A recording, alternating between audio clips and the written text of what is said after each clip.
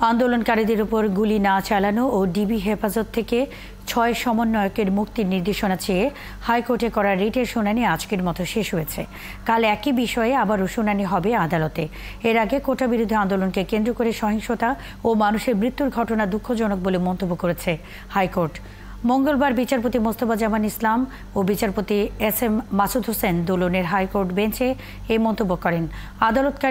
আন্দোলনকারীদের ওপর গুলি না চালানো ও ডিবি হেফাজত থেকে ৬ সমন্বয়কের মুক্তির নির্দেশনা চেয়ে হাইকোর্টে করা রিটের শুনানিতে এই মন্তব্য করে আদালত। আদালতে রিটের পক্ষে শুনানি করেন ব্যারিস্টার সারা হোসেন, অ্যাডভোকেট ZI খান পান্না, অ্যাডভোকেট মনজুর আল মতিন প্রীতম।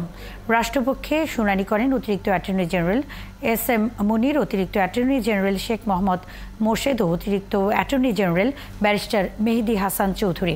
সোমবার হাইকোর্টে এই রিট করা হয়। একজন আইনজীবী হিসেবে দায়বদ্ধতা থেকে আমরা এসেছি। আধা ঘন্টার মধ্যে পিটিশন ড্রাফট করে আমরা বলেছি যেভাবে পারে যে পারে যেন এই গুলিটা থামানোর চেষ্টা করা হয়। আমরা আমাদের সন্তানদের রক্ষা করার জন্য এসেছি। আর্গুমেন্টের আগে যা যা ঘটনা ঘটবে, রিট পিটিশনের পরে যদি সেজন্য ঘটে থাকে তাহলে সেগুলো সাপ্লিমেন্টারি এভিডেন্স দিয়ে কোর্টের নজরে আনতে হবে। কিন্তু তা না করে সাপ্রেস করে এই একটা অর্ডার নিতে চেষ্টা করেছিল।